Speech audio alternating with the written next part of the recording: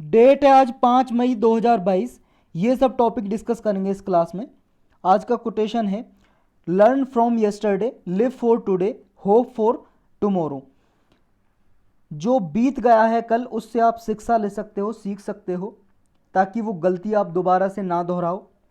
आज के लिए जियो और कल के लिए आशा रखो, उम्मीद रखो। ये अनोनिमस राइटर हैं, इसके पता नहीं किसने कहा था, इसके राइटर नहीं मिले हैं, लेकिन ऐसे में आप यूज कर सकते हो। कंक्लूजन में भी ये कोई फिलोसफिकल टॉपिक है, उसमें भी यूज किया जा सकता है।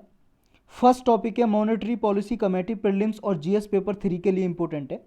इसके लिए स्पेशल लेक्चर बना हुआ है, इकोनॉमी की प्लेलिस्ट में जाके आप डिटेल में देख सकते हो। हम ब्रीफली डिस्कस करेंगे इसमें।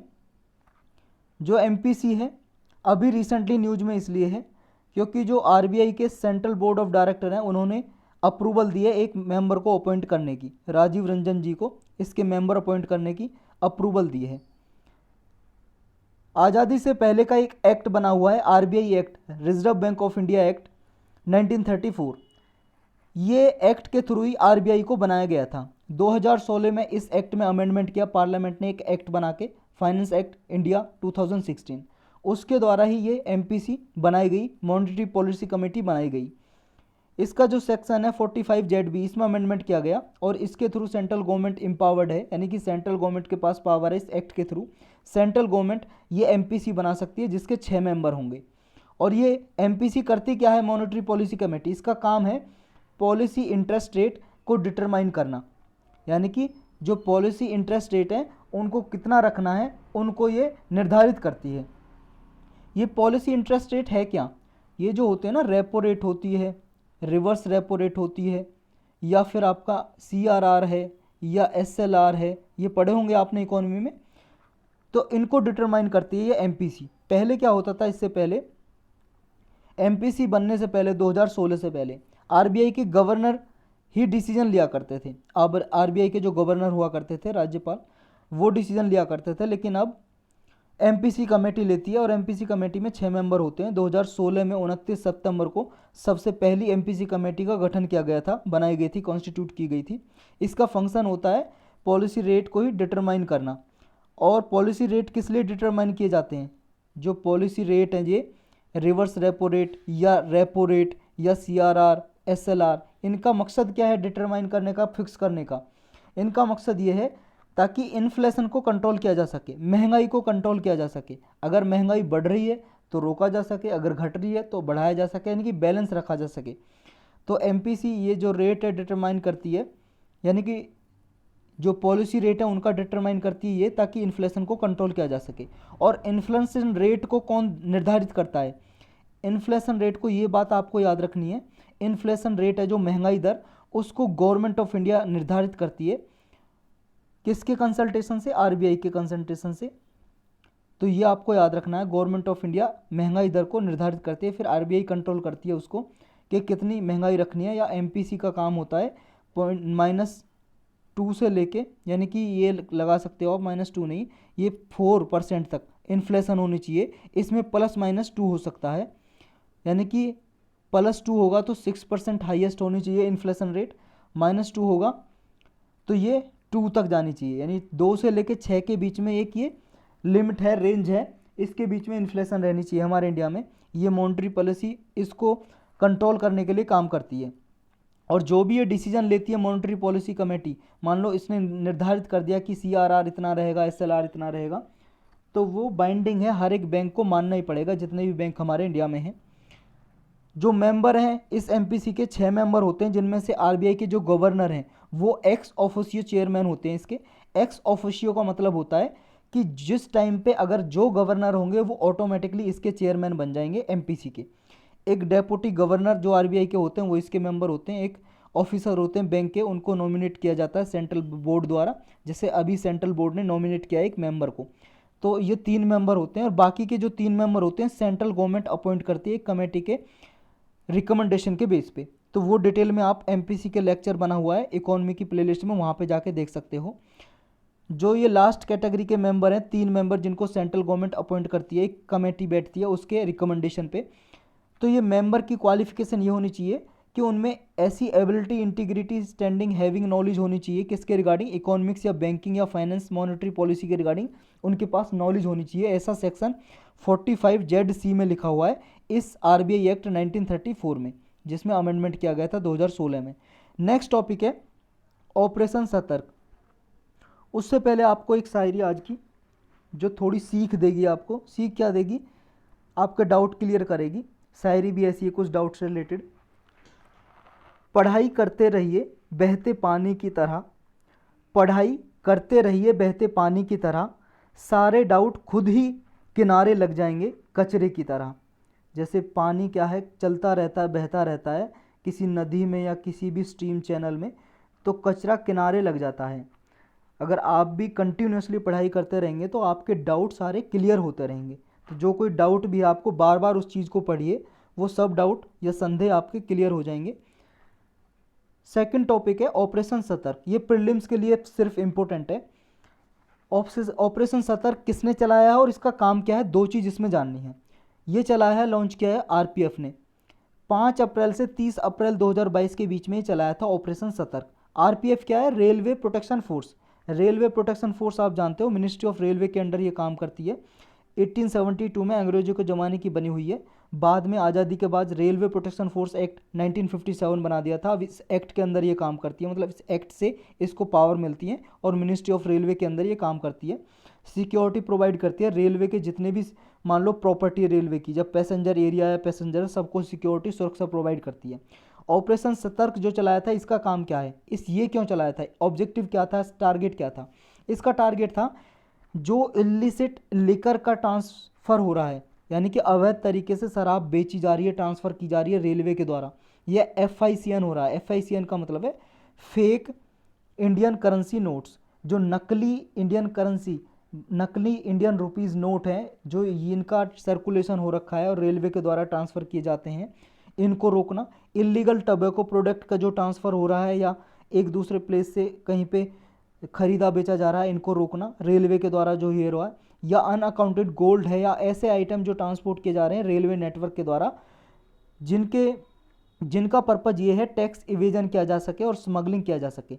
यानी कि देखो, लोग अवैध तरीके से, इलीगल तरीके से इन चीज़ों का ट्रांसफ़र करते हैं रेलवे के द्वारा, ताकि गवर्नमेंट से टैक्स को बचाया जा सके, उन पे टैक्स ना देना पड़े इस प्रॉपर्टी पे। तो ऐसी प्रॉपर्टी को ये जब्त करना था, ऐसी प्रॉपर्टी को रोकना था इस ऑपरेशन सतर्क के द्वारा। नेक्स्ट टॉपिक है national intelligence grid, net grid shortcut में बोलते हैं इसको। प्रीलिम्स और GS पेपर 3 के लिए इंपॉर्टेंट है, इंटरनल सिक्योरिटी के लिए।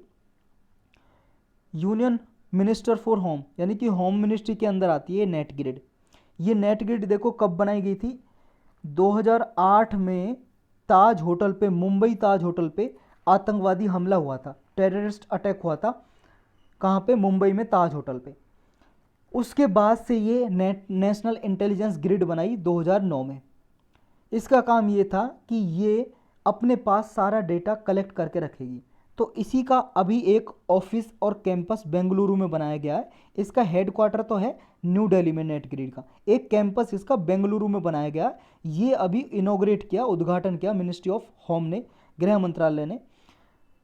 तो इसलिए ये न्यूज में है नेट ग्रिड। जो इसके CEO इन्होंने इसका इन्फॉर्मेशन दी कि जो नेट ग्रिड सॉल्यूशन है 11 सेंट्रल एजेंसीज़ को और जो स्टेट्स और यूनियन टेरिटरी की जो पुलिस है उनको सारी इन्फॉर्मेशन देगा, यानी कि रियल टाइम इन्फॉर्मेशन प्रोवाइड करेगा इंटेलिजेंस सर्विस इन्वेस्टिगेशन के रिगार्डिंग। और जितनी भी इन्फॉर्मेशन अवेलेबल है वो एक तरह से इंटीग्रेट हो सकेगी एक प्लेटफॉर्म पे। अगर किसी स्टेट पुलिस को या किसी central agency CBI, IB, raw किसी को इन्फॉर्मेशन चाहिए, नेट ग्रिड के द्वारा ली जा सकती है। जो CDAC है, पुणे में इंस्टीट्यूट है CDAC का, इसने पार्टनरशिप की है इसके साथ, नेट ग्रिड के साथ। और IIT भिलाई है, वो प्लान मैनेजमेंट कंसल्टेंट्स की तरह इसका काम कर रहा है नेट ग्रिड सॉल्यूशन के साथ मिलके। जो नेट ग्रिड है integrated intelligence master database structure है, यानी कि ये डेटा अपने पास रखता है बस, ताकि काउंटर टेररिज्म पर्पज़ के लिए इस डेटा को यूज किया जा सके, आतंकवाद को ख़त्म करने के लिए इस डेटा का यूज किया जा सके। 11 डिफरेंट ऑर्गेनाइजेशन को ये डेटा प्रोवाइड करता है सिक्योरिटी इंश्योर करने के लिए हमारे देश में। कब बना गया था ये हमने डिस्कस कर ही लिया है। नेक्स्ट टॉपिक है बोडो साहित्य सभा। ये प्रीलिम्स और जीएस पेपर 1 और 2 के लिए इम्पोर्टेंट है। अभी एक सभा हो रही है, ये 61st सभा हो रही है, बोडो साहित्य सभा। कहाँ पे हो रही है? असम की डिस्ट्रिक्ट है तमूलपुर, वहाँ पे एक जगह है काचूबारी या कचूबारी, वहाँ पे सभा हो रही है, एक मीटिंग हो रही है। किसकी? बोडो पीपल है भाई साहब। बोडो एक कम्युनिटी है, ट्राइब है, स्टूल ट्राइब में आते हैं लोग। उनका जाति का नाम भी बोडो, और जो वो भाषा बोलते हैं लैंग्वेज, उनका नाम भी, मतलब उस भाषा का नाम भी बोडो है। तो ये एक सभा करते हैं। तो इनकी 61st मतलब 61वीं 61st सभा हो रही है ये बोडो साहित्य सभा। और पहली बार हमारे देश के प्रेसिडेंट ने नॉर्थ ईस्ट की किसी सभा में पार्टिसिपेट किया है, इसलिए ये न्यूज में है। और प्रेसिडेंट जो हमारे हैं अभी रामनाथ कोविंद जी, ये 4 दिन की विजिट पे हैं नॉर्थ ईस्टर्न स्टेट्स में। नॉर्थ ईस्टर्न स्टेट में 4 दिन घूमेंगे, तो इन्होंने इस सभा में भी पार्टिसिपेट किया। ये यहाँ पे एक मैप लगा था, कहाँ गया पता नहीं, एक सेकंड आप होल्ड करो, मैं मैप ले लेता हूँ।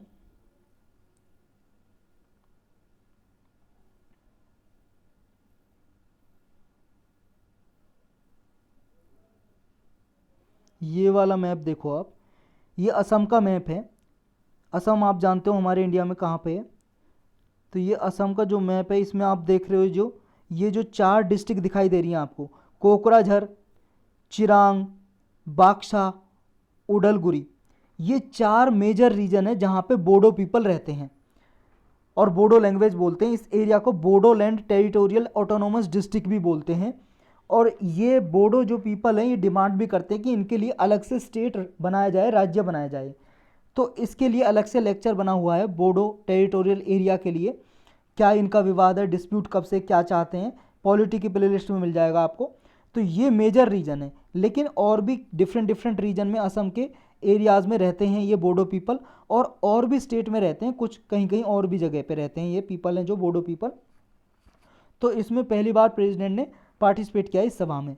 इसको लैंग्वेज को बोडो भी बोलते हैं, इन पीपल को बोडो भी या बोरो के नाम से जानते हैं। ये असम में लार्जेस्ट एथनो लिंग्विस्टिक ग्रुप है, मतलब जो यहाँ पे भाषा अलग अलग बोली जाती हैं, बहुत सारी ट्राइब है असम में, उनमें से सबसे बड़ी ट्राइब है बोडो। नॉर्थ ईस्टर्न स्टेट में ये फैले हुए हैं, और भी स्टेट में हैं असम के साथ साथ। ये मेघालय की कई डिस्ट्रिक्ट में भी रहते हैं असम के साथ साथ। जो बोडो है इनकी ऑफिशियल लैंग्वेज है। इसको बोडो को बोरो लैंग्वेज भी बोलते हैं या बोरोकचारी भी बोलते हैं, बोरोकचारी। यह हमारे संविधान के जो 8वां शेड्यूल है हमारे संविधान का, उसमें 22 लैंग्वेज हैं जिनको शेड्यूल लैंग्वेज बोलते हैं। शेड्यूल लैंग्वेज में बोडो लैंग्वेज को भी इंक्लूड किया गया है। तो 22 लैंग्वेज में से बोडो लैंग्वेज भी एक शेड्यूल लैंग्वेज है, ये भी आपको याद रखना है। नेक्स्ट टॉपिक है लेप्सस डॉलर। ये सिर्फ प्रीलिम्स के लिए याद रखना आपको। ये है क्या, बस इतना जानना आपको। ये एक हैकिंग ग्रुप है लेप्सस डॉलर, यानी कि हैक करता है इंटरनेट के जरिए, कंप्यूटर के जरिए ये डेटा चुराता है। हैकिंग ग्रुप है, हैकर्स का ग्रुप है कि ये साइबर क्राइम करता है। ये न्यूज में इसलिए था क्योंकि जो साउथ अमेरिका है ना, साउथ अमेरिका, ये देख रहे हो आप, ये है साउथ अमेरिका। यहाँ की कुछ कंट्रीज़ में इसने अटैक किया था, हैकिंग की थी, डेटा चोरी किया था, कोशिश की थी। नेक्स्ट टॉपिक है political career for retired bureaucrats. ये प्रीलिम्स और जीएस पेपर 2 के लिए इंपॉर्टेंट है। इसमें देखो याद क्या रखना है, मैं सिर्फ स्टोरी बता रहा हूँ। ये मैं इसको घुमाऊंगा, आप पढ़ सकते हो पॉज करके। इसकी स्टोरी ये है कि अभी तक क्या है, जो ब्यूरोक्रेट रहती हैं, जैसे ब्यूरोक्रेट मतलब जैसे आप यूपीएससी की तैयारी कर रहे हो, आप भी ब्यूरोक्रेट बनोगे, आईएएस आईपीएस आईआरएस कुछ भी बनोगे। तो जितने भी ब्यूरोक्रेट हैं, इनके लिए कोई क्राइटेरिया नहीं है अभी, कि जैसे मान लो इन्होंने रिटायरमेंट ली, ये रिटायर हो गए, रिटायरमेंट के बाद ये कभी भी कोई भी पॉलिटिकल पार्टी ज्वाइन कर सकते हैं, कोई भी पॉलिटिकल पार्टी। तो ऐसा क्राइटेरिया नहीं है कि इनके लिए कोई कूलिंग ऑफ पीरियड हो। कूलिंग ऑफ पीरियड का मतलब है कि जैसे इन्होंने आज रिटायरमेंट ली 2022 में, तो इनके लिए कुछ ऐसा कूलिंग पीरियड हो 2 साल 3 साल 4 साल 5 साल, कि उसके बाद ही ये कोई पॉलिटिकल ऑर्गेनाइजेशन ज्वाइन कर सकते हैं। इसका क्या फ़ायदे नुकसान है? देखो इसके फ़ायदे नुकसान ये हैं, हो सकता है कि जब वो ड्यूटी पे हो, जॉब पे हो, कोई भी सिविल सर्वेंट है, ब्यूरोक्रेट है, तो किसी पॉलिटिकल पार्टी का वो पक्ष करे, उसके पक्ष में फैसले ले, उसको सपोर्ट करे। तो ऐसा हो सकता है कि क्योंकि वो चाहता है रिटायरमेंट के बाद उस पॉलिटिकल पार्टी को ज्वाइन कर ले, तो अगर कूलिंग ऑफ पीरियड होगा तो इस कम चांस होंगे कि किसी पॉलिटिकल पार्टी का कोई पक्ष ले ब्यूरोक्रेट। तो इस वजह से ये एक पिटीशन डाली सुप्रीम कोर्ट में। और कोर्ट से कहा गया कि ऐसे आप कोई रूल्स रेगुलेशन बनाइए ताकि कूलिंग ऑफ पीरियड हो ब्यूरोक्रेट्स के लिए, लेकिन सुप्रीम कोर्ट ने साफ साफ मना कर दिया। ये जस्टिस हैं इंदिरा बनर्जी और एएस बोपन्ना, इन्होंने कहा है भाई साहब हम कोर्ट हैं, लेजिस्लेचर नहीं है, पार्लियामेंट नहीं है, लॉ बनाना पार्लियामेंट का काम है। अगर कूलिंग ऑफ पीरियड चाहिए तो पार्लियामेंट लॉ बनाए ब्यूरोक्रेट्स के लिए, ताकि ऐसे जो केसेज हैं रोके जा सके, सिविल सर्वेंट किसी पॉलिटिकल पार्टी का फेवर ना करें फ्यूचर में। तो इसके लिए cooling of period parliament law पास करे, उसके तहत बनाए, क्योंकि जो सिविल सर्वेंट हैं उनके अगेंस्ट में एक्शन भी लिया जा सकता है। All India services conduct rules 1968 ये रूल बनाए हुए हैं, इनके थ्रू इन्हें काम करना होता है, इन रूल्स को मानना होता है सिविल सर्वेंट्स को, जितने भी ये आईपीएस आईएएस या आईआरएस वगैरह जितने भी हैं सेंट्रल सर्विसेज में, ऑल इंडिया सर्विसेज में हैं, जितने भी काम करते हैं ऑफिसर, और ये ऑफिसर हैं जो गवर्नमेंट अफसर, तो इनके खिलाफ एक्शन लिया जा सकता है और इनको मानना होता है। और एक सिविल सर्वेंट को ये वैल्यूज़ हैं, ये वैल्यूज अपने जीवन में उतारनी पड़ती हैं अपनी ड्यूटी परफॉर्म करते हुए। कर्टेसी, अकाउंटेबिलिटी, ट्रांसपेरेंसी, ये आप मीनिंग तो जानते हो इन सब के, इनके हम डिस्कस करेंगे मीनिंग। एथिक्स के टॉपिक हैं ये, और कई सारे हमने इनमें से टॉपिक हैं अच्छे से डिस्कस किए हुए हैं, एथिक्स की अलग से प्लेलिस्ट बनी हुई है। वो 4-5 टॉपिक ऐसे हैं भाई साहब जो डिस्कस किए हैं ना, हर साल एथिक्स के पेपर में आते हैं GS4 में। वो हर साल ऐसा पूछता है, एक क्वेश्चन जरूर आता है कि ऐसे 4-5 एट्रीब्यूट या वैल्यूज बताइए जो एक सिविल सर्वेंट में होने चाहिए, और वो पाँचों को पाँचों आप वहीं से कॉपी पेस्ट कर सकते हो, वो उसमें डिस्कस किए हुए हैं हमने। तो और भी कई कई एथिक्स के टॉपिक डिस्कस करेंगे। मेरा टारगेट तो ये था मैं एथिक्स सारी पूरी कराऊँ आपको, लेकिन भाई साहब कोई बच्चा देखता तो है नहीं, 20-25 व्यूज आते हैं, अब बताओ मैं कहाँ से कराऊँ, कैसे कराऊँ, ऐसे तो हो नहीं सकता ना। तो ये courtesy, accountability, transparency, integrity, impartiality, neutrality, transparency, ये ऑनेस्टी नॉन नेगोशिएबल हैं, यानी कि ऐसी क्वालिटी एक सिविल सर्वेंट में होनी ही चाहिए। तो इस कूलिंग ऑफ पीरियड अगर लगाना है तो कोर्ट ने यही बोला है कि लेजिस्लेचर लॉ बनाए, कानून बनाए, पार्लियामेंट लॉ बनाए। नेक्स्ट टॉपिक है इंडिया डेनमार्क रिलेशंस। प्रीलिम्स और जीएस पेपर 2 के लिए इम्पोर्टेंट है। प्राइम मिनिस्टर नरेंद्र मोदी जी की अभी ये यात्रा थी 3 देशों की यूरोप में, डेनमार्क, फ्रांस और जर्मनी। तो ये डेनमार्क में गए अभी, वहाँ की प्राइम मिनिस्टर हैं मेटे फ्रेडरिकसन, इनसे मुलाकात की और यहाँ पे डिस्कशन किया, रिव्यू किया। 2020 में इंडिया और डेनमार्क के बीच एक वर्चुअल समिट हुआ था। वर्चुअल समिट का मतलब इंटरनेट पे मीटिंग हुई थी और दोनों कंट्रीज़ ने एक पार्टनरशिप पे साइन किए। ये एग्रीमेंट हुआ दोनों के बीच में, ग्रीन स्ट्रेटजिक पार्टनरशिप। तो इसी की प्रोग्रेस को रिव्यू किया कि ये सही से चल रहा है नहीं चल रहा है। तो आपको याद रखना ग्रीन स्ट्रेटजिक पार्टनरशिप किसके बीच में, डेनमार्क और इंडिया के बीच में। दोनों प्राइम मिनिस्टर ने एक मीटिंग हुई थी इंडिया डेनमार्क बिजनेस फोरम, इसमें भी पार्टिसिपेट किया और 9 एग्रीमेंट साइन किए दोनों कंट्रीज़ ने। कौन कौन से एग्रीमेंट हैं? ये डिक्लेरेशन ऑफ इंटेंट साइन किया माइग्रेशन एंड मोबिलिटी पे, एक लेटर ऑफ इंटेंट साइन किया यानी कि एग्रीमेंटी समझौता। मिनिस्ट्री ऑफ पोर्ट है, शिपिंग वाटरवेज हमारे इंडिया की, और ministry of business industry financial affairs है ये डेनमार्क की। इन दोनों ने ये लेटर ऑफ इंटेंट यानी कि एग्रीमेंट साइन किया, समझौता साइन किया। कल्चरल एक्सचेंज के लिए भी एग्रीमेंट साइन किया दोनों देश की कल्चरल मिनिस्ट्री ने, और दोनों देश की ये मिनिस्ट्री है, मिनिस्ट्री ऑफ जल शक्ति हमारे इंडिया की, मिनिस्ट्री ऑफ इन्वायरमेंट डेनमार्क की, इन्होंने भी एग्रीमेंट साइन किया, letter of intent. MOU sign किया, मेमोरेंडम ऑफ अंडरस्टैंडिंग यानी कि एग्रीमेंट ही समझौता। ये स्किल डेवलपमेंट के लिए, वोकेशनल एजुकेशन और एंटरप्रेन्योरशिप के लिए प्रमोट करने के लिए एक जॉइंट डिक्लेरेशन ऑफ इंटेंट भी साइन किया। एनिमल हस्बेंड्री और डेयरिंग सेक्टर के लिए, एनर्जी पॉलिसी लॉन्च करने के लिए दोनों कंट्रीज़ ने ये डायलॉग के लिए भी लॉन्च किया, ये डायलॉग लॉन्च किया। और इंडिया ने एक मिशन पार्टनर बना इसका ICARS का, international centre for antimicrobial resistance solution के लिए। एक letter of intent technological university हैं, जो टेक्निकल यूनिवर्सिटी डेनमार्क की और इन्वेस्ट इंडिया है, ये इंडिया का एक इन्वेस्ट इंडिया ऑर्गेनाइजेशन, इन दोनों ने भी कोलैबोरेट किया, इन्होंने दोनों ने भी एग्रीमेंट साइन किया। तो इतने सारे एग्रीमेंट साइन हुए इंडिया और डेनमार्क के बीच में इस विजिट में। सेकंड इंडिया नॉर्डिक समिट होने वाला है। नॉर्डिक कंट्री हैं, देखो नॉर्डिक कंट्री इन कंट्रीज़ को बोलते हैं। ये आप यूरोप का मैप देख रहे हो, यहाँ पे ये डेनमार्क है, ये नॉर्वे, स्वीडन, फिनलैंड, आइसलैंड, और यहाँ पे ये फोरे आइलैंड है, और ये भी डेनमार्क का ही एक आइलैंड है, डेनमार्क है।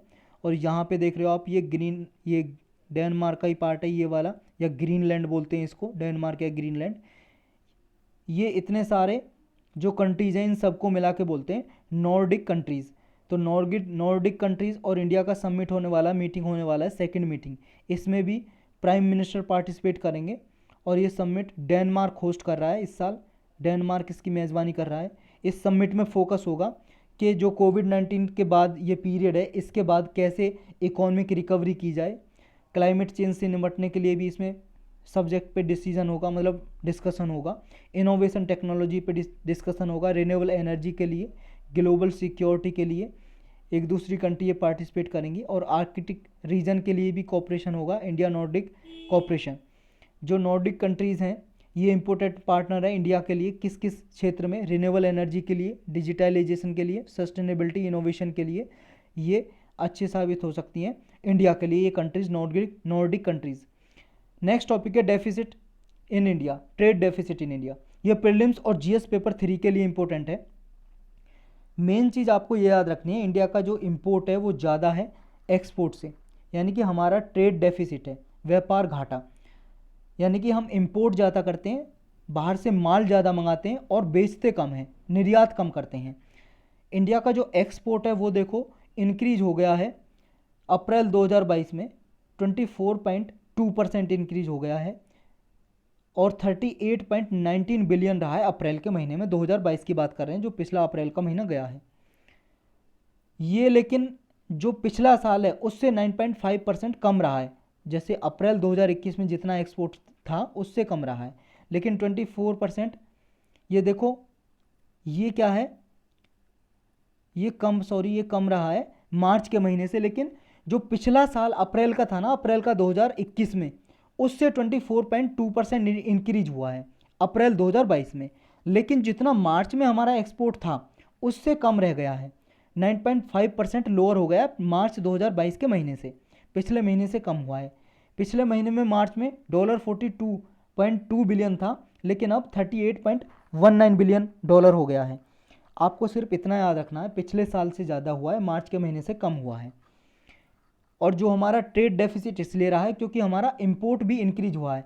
एक्सपोर्ट इंक्रीज कितना हुआ, 24.2% पिछले साल से, लेकिन इंपोर्ट हमारा पिछले साल से 26.6% इंक्रीज हुआ है, यानी कि इंपोर्ट ज़्यादा है हमारा।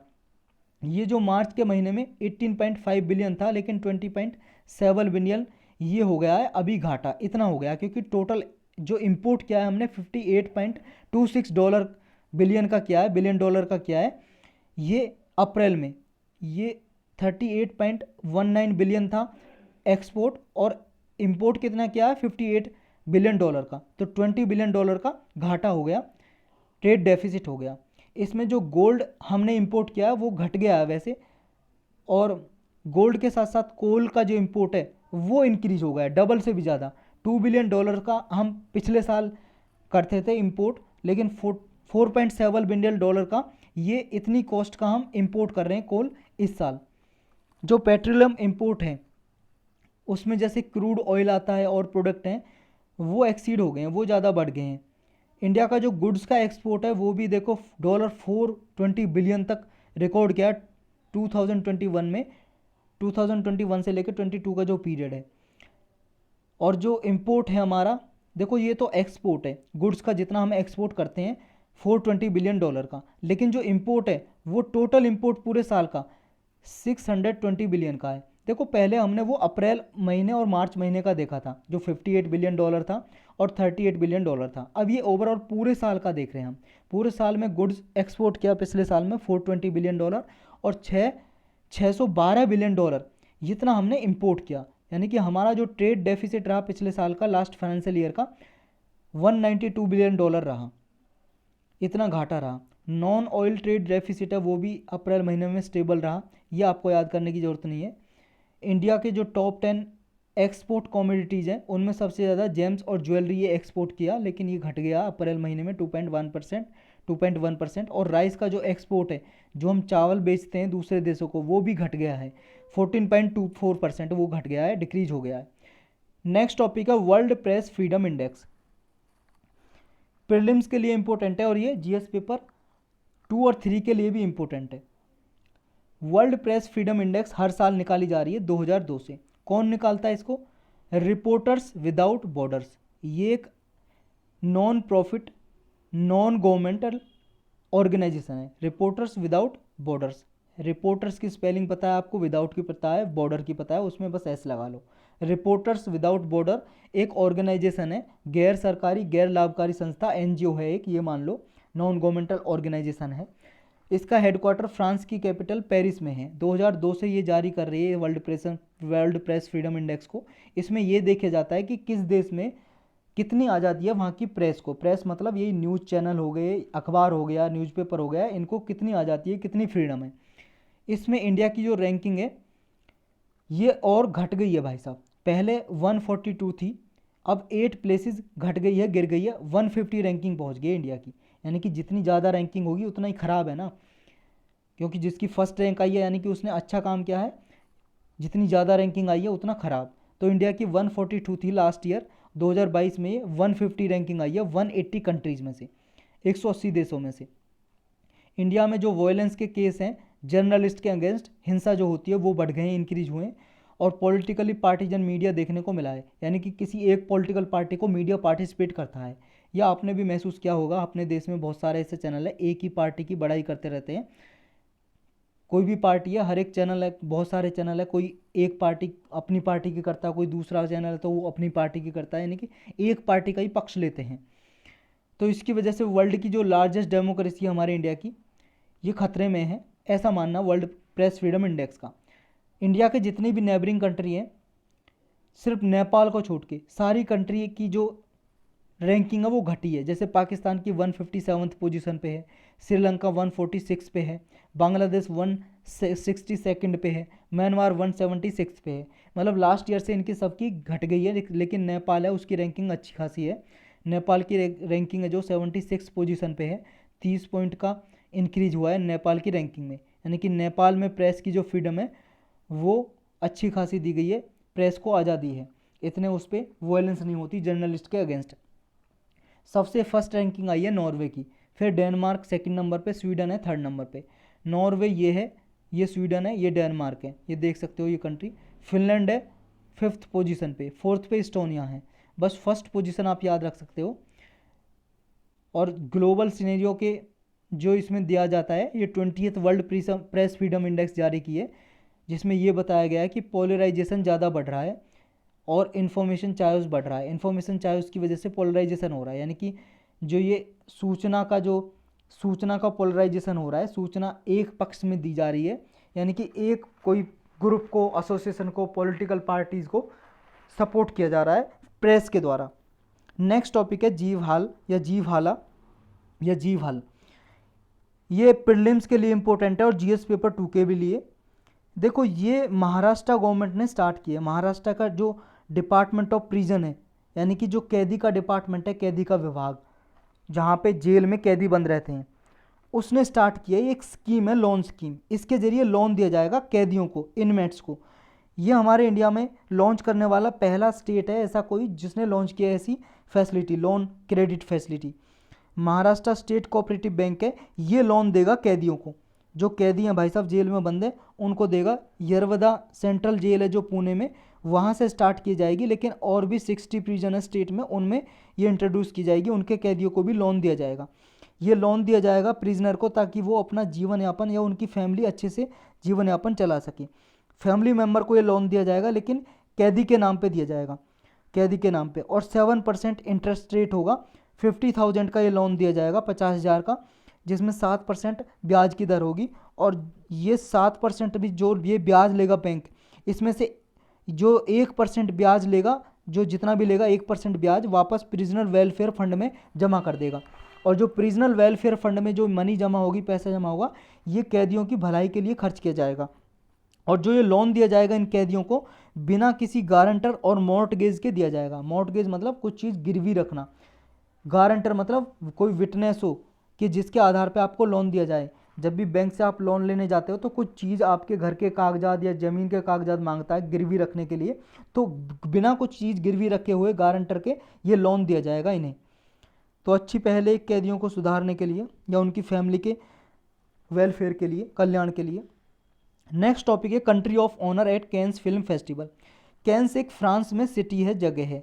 यहाँ पे इंटरनेशनल फिल्म फेस्टिवल जाना जाता था 2003 से पहले ये, लेकिन 2003 में इंटरनेशनल फिल्म फेस्टिवल का नाम बदल के कैंस फिल्म फेस्टिवल कर दिया, क्योंकि ये कैंस में ही होता है, फ्रांस में कैंस में ही होता है हर साल लगभग। तो यहाँ पे इंडिया को ऑफिशियल कंट्री ऑफ ऑनर की तरह डेजिग्नेट किया है। डेजिग्नेट मतलब ये समझ लो, official country of honour, guest की तरह इंडिया को रखा है इस फिल्म फेस्टिवल में, जो 17 मई से 25 मई को होगा। कैंस में हो गया, कैंस फिल्म मार्केट में हो गया, वहीं पे है कैंस फिल्म मार्केट। ये एक बिजनेस काउंटर पार्ट है कैंस फिल्म फेस्टिवल का ही। और कैंस फिल्म फेस्टिवल होता है हर साल, ये ऑर्गेनाइजेशन होता है फेस्टिवल का। कहाँ पे? कैंस में, फ्रांस में।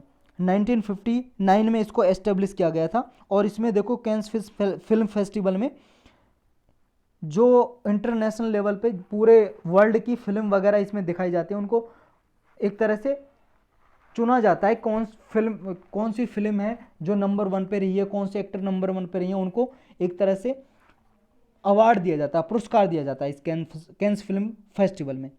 तो यही थे आज के टॉपिक।